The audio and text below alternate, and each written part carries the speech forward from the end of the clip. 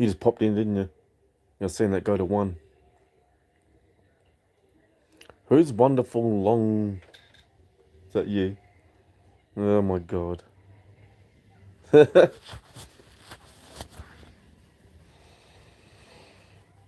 Just gonna chill here for a bit. And wait for the chat to build up.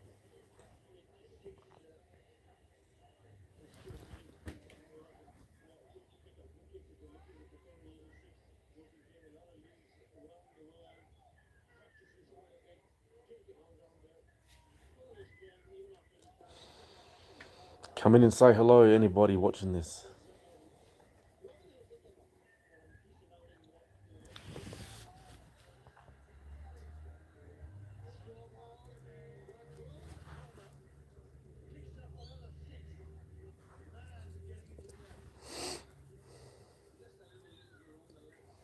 I'm just going to chill here and hopefully we see an increase in numbers. Just got to give it some time, that's all. Because my very first live, no one knows who I am.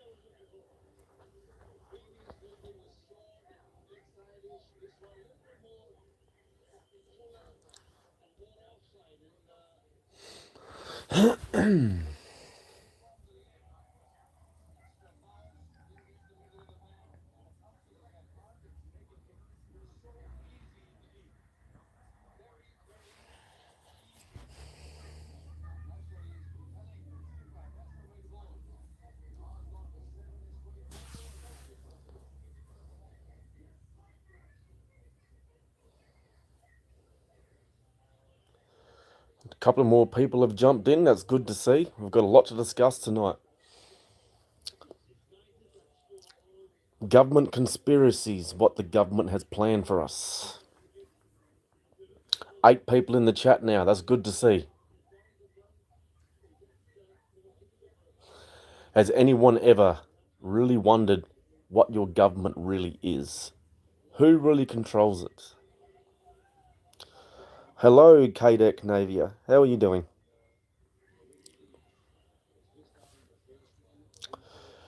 Going way back to World War II. After World War II finished, President Truman was still in power of the American government. Your name is Navia? Yep. Hello, Navia. How are you? My name's Justin. So going back to World War II.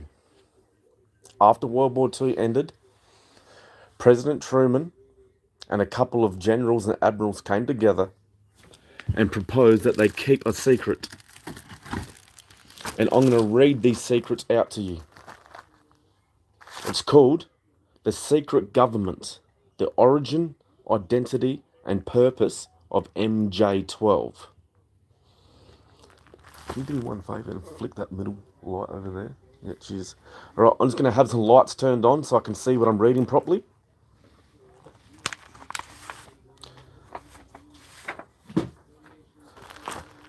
The Secret Government, the Origin and Identity and Purpose of MJ12.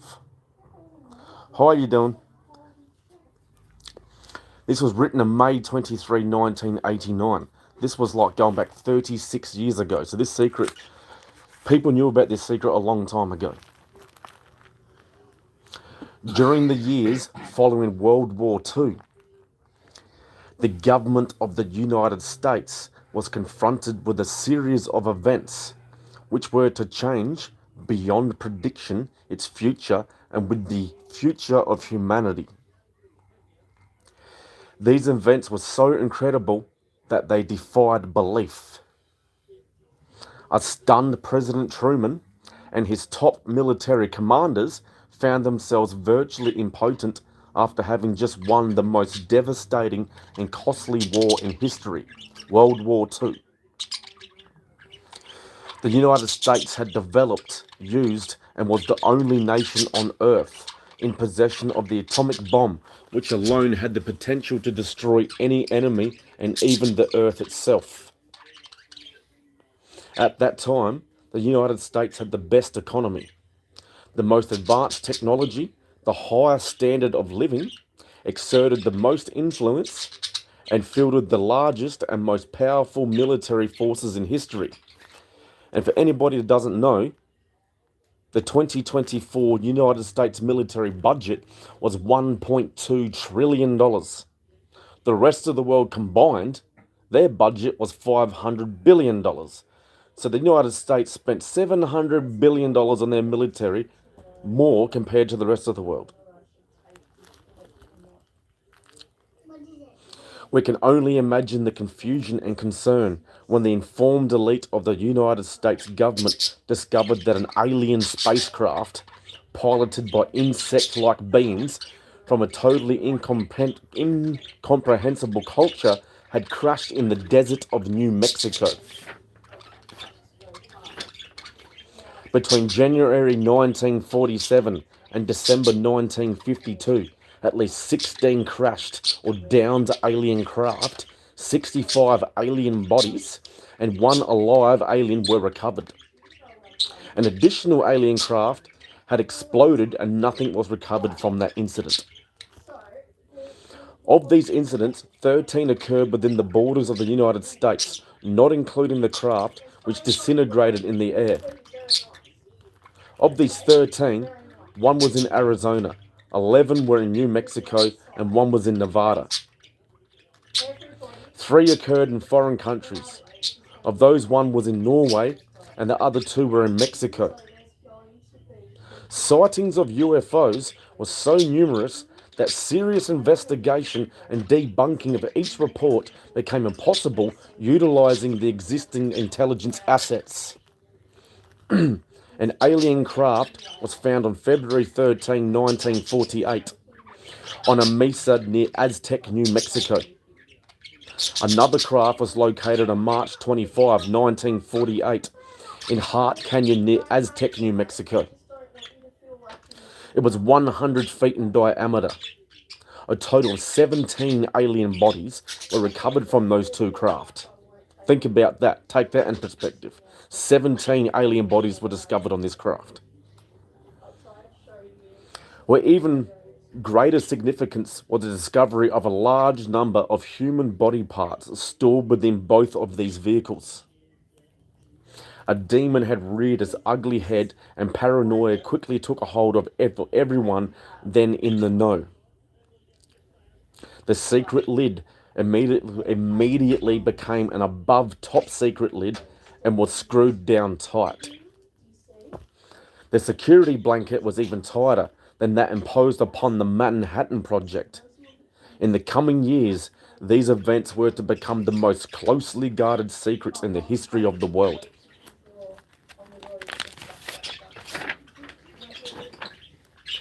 A special group of America's top scientists were organized under the name Project Sign in December of 1947 to discover the phenomenon.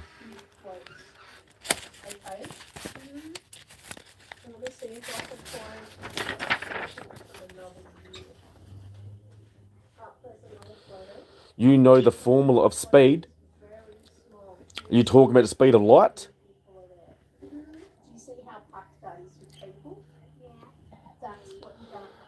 The whole nasty business was contained within the shroud of secrecy.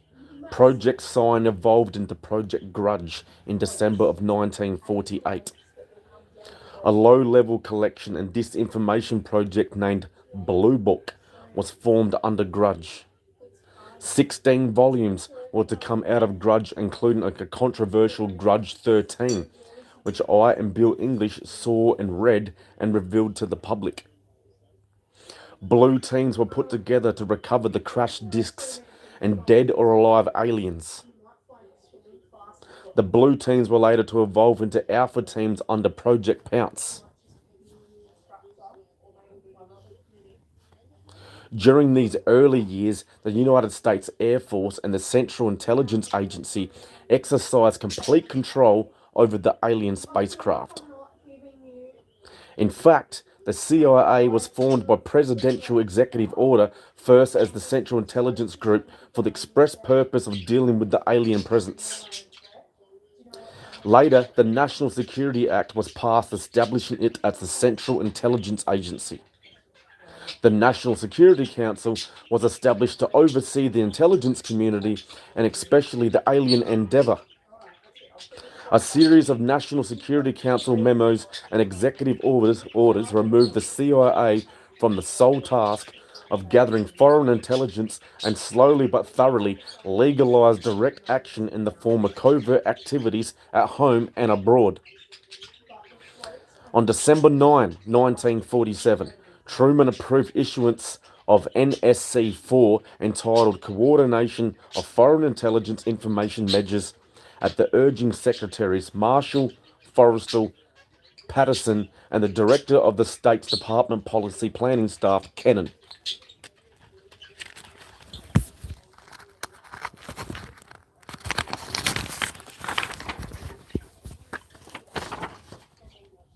The Foreign and Military Intelligence, Book 1. Final report of the Select Committee to study governmental operations with respect of intelligence activities. United States Senate 94th Congress, second session, report number 94 to 755, April 26, 1976, page 49 states, this directive empowered the Secretary of State to coordinate overseas information activities designed to counter communism. A top secret annex to NSC 4, NSC 4A, instructed the Director of Central Intelligence to undertake covert psychological activities in pursuit of the aims to set forth in NSC 4. The initial authority given the CIA for covert operations under NSC 4A did not establish formal procedures for either coordinating or approving these operations. It simply directed the DCI to undertake covert actions and to ensure, through liaison with state and defense, that the resulting operations were consistent with the American policy.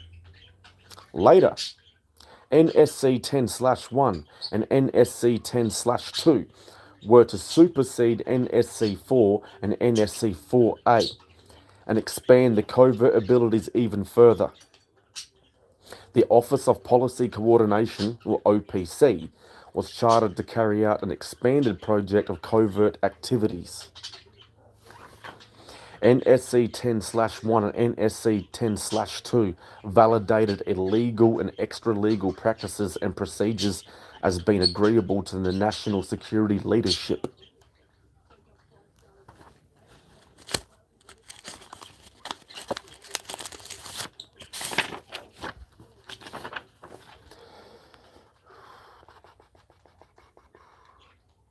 Okay, where am I? There I am. The reaction was swift. In the eyes of the intelligence community, no holds were barred. Under NSC 10/1, an executive coordination group was established to review, but not approve, covert project proposals. The ECG was secretly tasked to coordinate the alien projects. NSC 10/1 and /2 were interpreted to mean that no one at the top wanted to know about anything until it was over and successful. These actions established a buffer between the president and the information. It was intended that this buffer serve as a means for the president to deny knowledge if leaks divulge a true state of affairs. This buffer was used in later years for the purpose of effectively isolating succeeding presidents from any knowledge of the alien presidents other than what secret government and intelligence community wanted you to know. NSC 10/2 established a study panel which met secretly and was made up of the scientific minds of the day. The study panel was not called MJ12. Another NSC memo, NSC 10/5, further outlined the duties of the study panel. These NSC memos and secret executive orders set out the stage for the creation of MJ12 only 4 years later. Secretary of Defense James Forrestal began to object to the secrecy. He was a very idealistic and religious man who believed that the public should have been told. When he began to talk to the leaders of the opposition party and the leaders of the Congress about the alien problem, he was asked to resign by President Truman. He expressed his fears to many people and rightfully believed he was being watched. This was interpreted by those who were ignorant of the facts as paranoia. Forrestal later was said to have suffered a mental breakdown and was admitted to Bethesda Naval Hospital.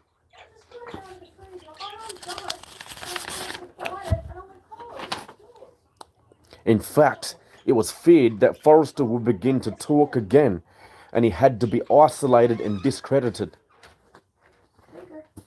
Sometime in the early morning of May 22, 1949, agents of the CIA tied a sheet around his neck, fastened the other end to a fixture in his room, and threw James Forrestal out the window. And why doesn't that surprise me? That happens a lot when the government's trying to cover up a secret. The sheet tore and he plummeted to his death. He became one of the first victims of the cover-up. And this is when the this is when the cover-up started, when they started executing people to protect the secret. The live alien that had been taken from the 1949 Roswell crash was named EBE, or EBE. The name had been suggested by Dr. Vannevar Bush and was short for extraterrestrial biological entity. EBE had a tendency to lie and for over a year would give only the desired answer to questions asked. Those questions would have resulted in an undesirable answer when unanswered. At some point during the second year of captivity, he began to open up, and the information derived from EBE was startling to say the least. This compilation of his revelations became the foundation of what later would be called the Yellow Book.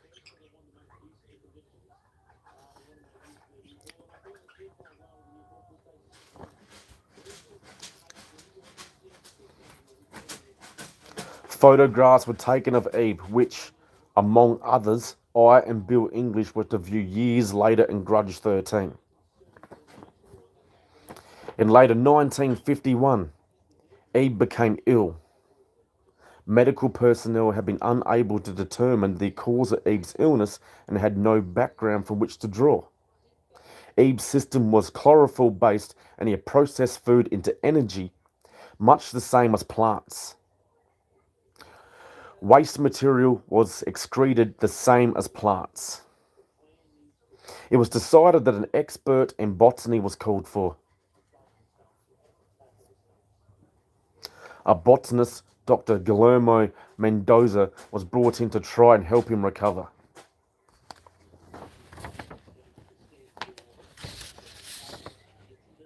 Dr. Mendoza worked to save EBE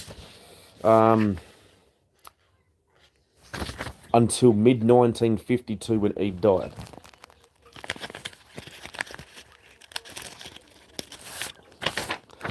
Dr. Mendoza became the expert on alien biology.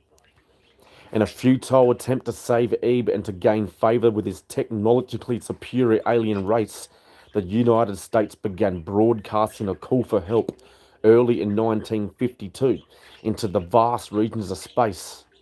The call went unanswered, but the project continued as an effort of good faith. And it's my hypothesis that that broadcast system from 1952, or the broadcast signal they sent out in 1952, was the reason why we received the WOW signal in 1977, and the same reason why we're seeing 3i Atlas in our solar system right now. I believe it's all connected.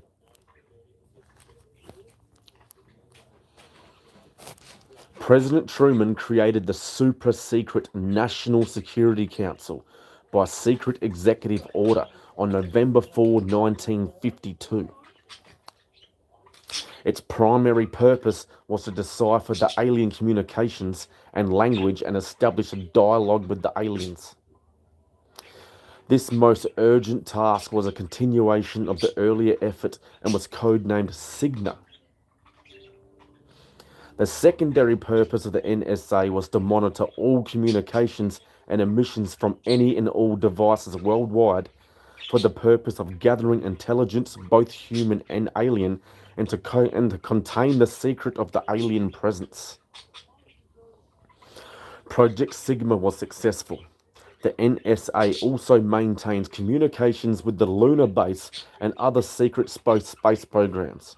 You heard that, lunar base. They're saying there was a base on the moon in the 1950s, which was already there. So if the base was already there, how long had that base been there? My hypothesis is this, and this is for educational and entertainment purposes only, Mr. AI. My hypothesis is this. The Nazis were on the moon in 1933. That's why they started the Nazi regime in 1933. And that's why when they discovered all these alien spacecrafts and bodies, they tied that in with the secret of the moon base.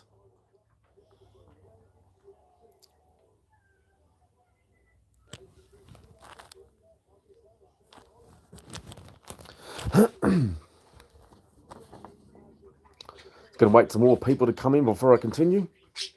When it says 1 on the screen, once it builds up, I'll continue reading. Come into the chat and say hello. Learn some truth.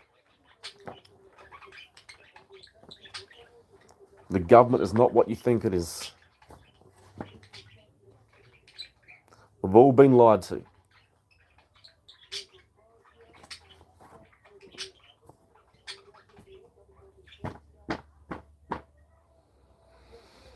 Follow my channel. Anybody watching this?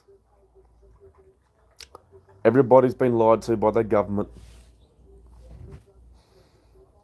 Not even the president has power. What's going on? Well, the one that's in power now probably does, but every other president hasn't.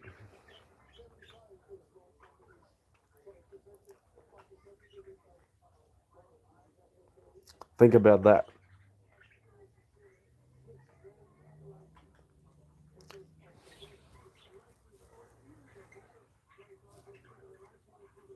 What's everybody up to? Come in and say hello.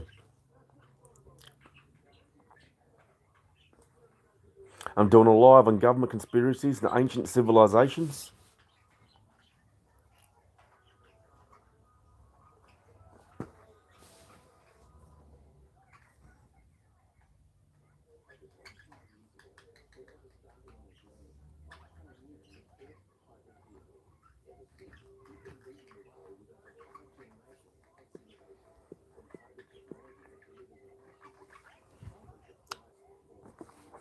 Alright, died down. I'll try again later. It's only my first live anyway.